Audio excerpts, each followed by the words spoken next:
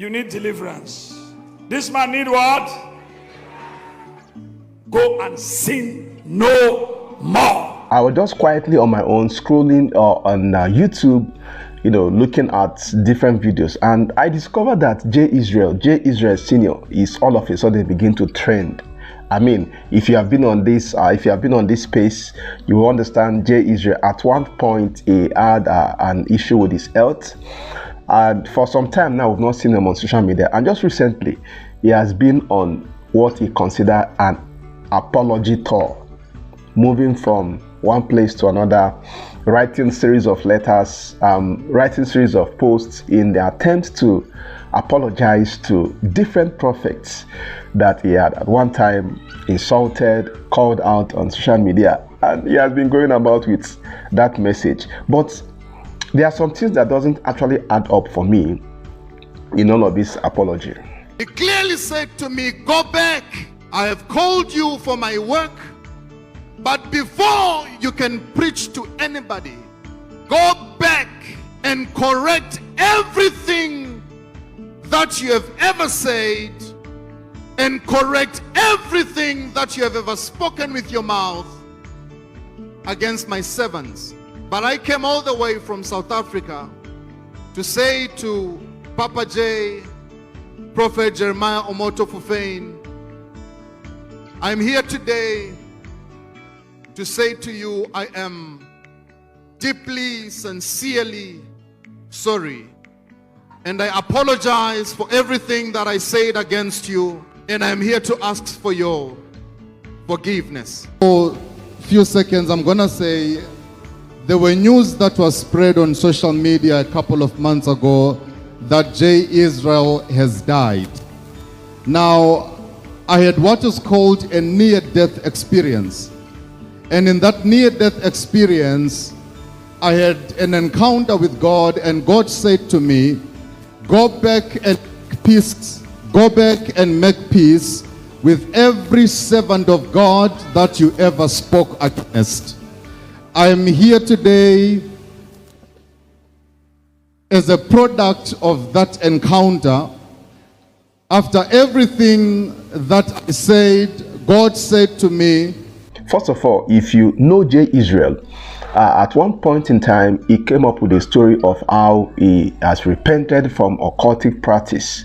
And in that, his confession, he told stories of how he had to sleep with women in order for renewal, doing sexual sacrifices for renewal of power and all of that. And at that time, he said he had an encounter, and because of his encounter, he's going back to do the work of God.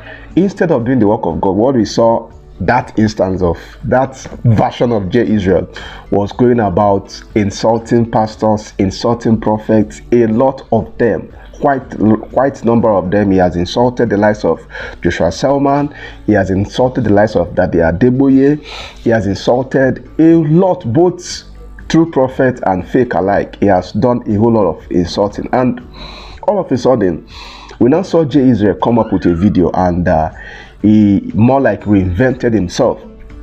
And in this video, he said he is coming into a new world, and in this his world, sin and hell does not exist. You know when that video actually trended. So let me just call you back to memory.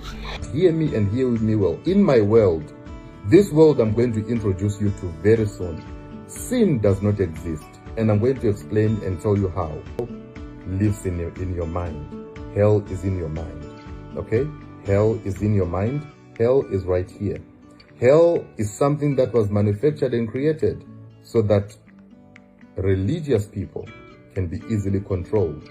Now, this time around, he has come up with another story of a near-death experience, how he had encounter. And my question is this young man, is it only by encounter this, encounter that? It's just as though every time he wants to reinvent himself, because this is what I see all these old things about. It's just about him reinventing himself.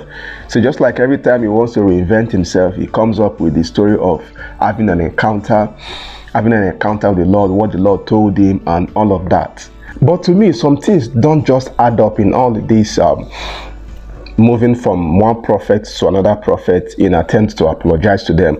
Because if you understand what we've been saying here, you know that association is also what I call social capital. That is to say, the kind of people you associate with. You know, some persons get to rise to relevance by associating. Don't you think this is another tactics which J. Israel wants to exploit in trying to reinvent himself at this time? Because he has tried to come up with a story of making confession, how he has repented, and it seems that one did not actually work well for him on the social media. Then he came up again with the message of hyper grace, how sin does not exist, and this time around he was insulting prophets, insulting pastors, and it looks as though that one didn't work out for him well. Now this time around he has decided, because the way I see it, he has decided now to roll with the so-called gang. And if you look at the people he has been going to meet, the likes of Okafor, the likes of Jeremiah Omoto, Fufeyin, and recently also he was seen in company with the person of Passion Java. Now if you know all this clique, you know, you can truly understand there is this connection between all these people he's going to meet. And just in case you think what I'm saying is trash, his post actually confirms what I'm saying, because he made a post after he was seen at an event with Passion Java, and in that post what he actually said is that your connection determines your net worth. If you are moving around with 4 persons that are poor, you will become the 5th poor person, and you know, those kinds of stories. So yeah, the way I see it, I just believe this is just another phase of him trying to reinvent himself, and instead of him actually reinventing himself in a better way, he has decided to join the cliques of people that are most controversial. Yes, I mean controversial. I mean, if you are talking about miracle money, we know the likes of Jeremiah Omoto Fufeyin also is also an advocate of miracle money, and of course Passion Java so many times comes out to defend his perceived father in the Lord Ubet Angel about his numerous miracle money practice. So the way I see the whole of this missionary journey of J. Israel is just clearly a person trying to reinvent himself by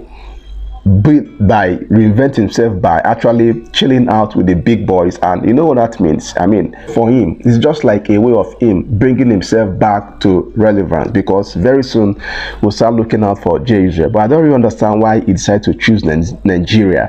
Maybe because he wants to, you know, target his audience, perceived audience on Nigeria. But whatever the case might be, we'll still just give him benefit of doubt. But as far as I'm concerned, nothing good actually can come out of this his repentance story. I mean, I was expecting that he should have gone to apologize to the likes of Joshua Selman. That is more different from, you know, these cliques of prophets we've always talked about them. So I'm hoping he will also go to the likes of Joshua Selman. I'm sure he has said something about Apostle Remosai, said something also about the EA Adeboye. So we are waiting to see him go to all this church. I mean, that is if they will even give him listening ear or even permits to bring him up to the altar. Of course, we know such a thing can never happen with these prophets, which to a reasonable extent we consider them genuine. Well, J. Israel has come up once again to reinvent himself. So let's just hope this time around it brings fruits worthy of repentance. And until then, this is Potter's Media, and as usual, you can disagree with me. Make use of the comment section. We want to hear everything from you. And yes, let's engage from me to you. Peace out.